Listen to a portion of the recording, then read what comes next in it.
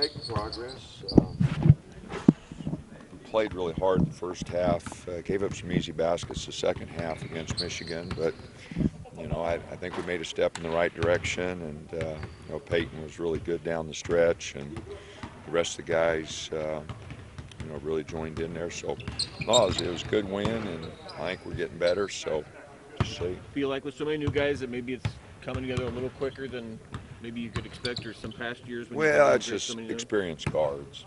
That's the reason for that. You have Peyton and Anthony's got some experience. Chris has got a little experience. So I think that's where you see the difference.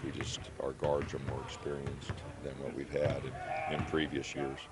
Weavers seemed to get hot in that second half. What did you guys do to shut him down the final 7 or so minutes of that game?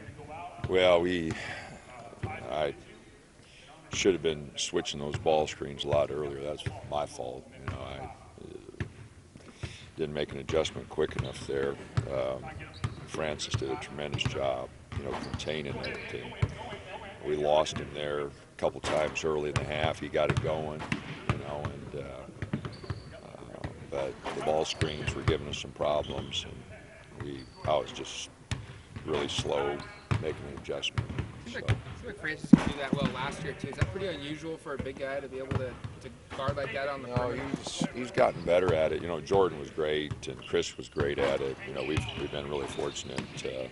Arsalan was the best, but we've had some bigs who can slide their feet, and that helps. But I thought Francis did a really good job. Is this as good as Peyton's finish at the hoop in his career? Yeah, no, there's no doubt about that. He was doing a good job last year. When he goes north and south, he's pretty effective. And he got some transition north and south, his drive, straight line. I thought he was really good there, and I kept waiting for him to double him or something, and told him to keep looking to make plays, but he was getting to the rim. Kind of hard to argue with that. And that's why we shot it so well. The 16 turnovers held us back offensively. We should have had a better offensive game. We just turned it over. Not good turnovers either, so I was a little disappointed there. What do you want DANTE to get out of tomorrow night? I'm sorry? What do you want DANTE to get out of tomorrow night? Oh, I don't know. We just see how the game goes. Montana's played some people awfully tough. They haven't been able to come away with victories, but I watched the New Mexico game again this morning and watched Washington. They played them tough and weren't able to finish. So we'll see what the game brings. I'd like to see him play a little bit, but we'll just see how he does today. He did okay yesterday, and see how he feels today, and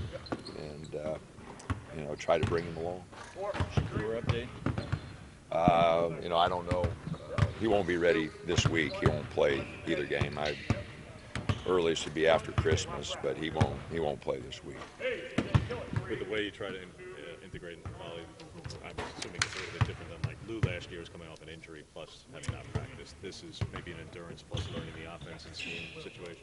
Yeah, it is different. Lou was here. He was watching practice every day, and we were running dry offense with him. So big difference. And so it's going to take time. I know our fans. Heck, if he'd come right in and do so great, what the hell we've been practicing for 2 months. These guys, and they were here all summer. Like to think that the summer and a couple months of practice helped us a little bit. So, but he is talented now. And if there's one guy who can adjust, and with him inside, we can simplify things, I think, for him a little bit, both offensively and defensively. And, wonderful young man. I love talking to him. I love working with him, and hopefully he'll make the adjustment quick. So, from seeing him in practice yesterday, what does DANTE add in your presence? Well, 252 pounds. That's the one thing you notice. He's big. 252. Yeah. And so, like I said, that we don't have that kind of size. So he does that, and his instincts are good. He's been well coached, prep school. So defensively, he's off into the ball. He's up the floor. He's got a good feel there, and his instincts are really good. So You know, I think he'll make the adjustment fairly quickly, but his conditioning's not very good. And you know, when you run on your own and you do things on your own, it's one thing. But you know, you get into a 2-hour practice, you know, and it's a different thing. So, you know, that's all going to take time. But we knew that coming in, you know, and especially with big guys, it takes longer, you know, for conditioning and that. And trying to get 252 pounds in shape is a lot different than a 170-pound guard, you know. So it'll take some time. But he's a pretty tough young man. I think he'll do a good job. Has he come to you or any other coaches to get some advice on how to make the adjustment a little bit quicker? Oh, I think he's just excited to be here.